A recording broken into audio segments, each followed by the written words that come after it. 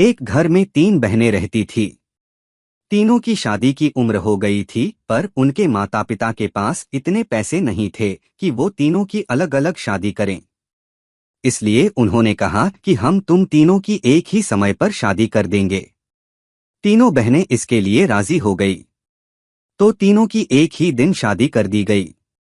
अब उनके पास ज्यादा पैसे नहीं थे कि वो हनीमून के लिए बाहर जाएं, तो तीनों बहनों ने यह फैसला लिया कि वो हनीमून अपने माता पिता के घर पर ही मनाएंगी।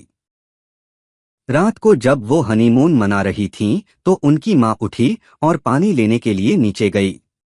नीचे जाते समय जब वो पहली लड़की के कमरे के पास से गुजरी तो अंदर से चिल्लाने की आवाज आ रही थी।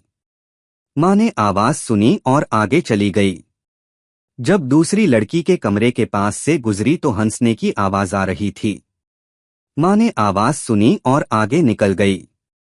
तीसरी लड़की के कमरे से कोई आवाज नहीं आ रही थी।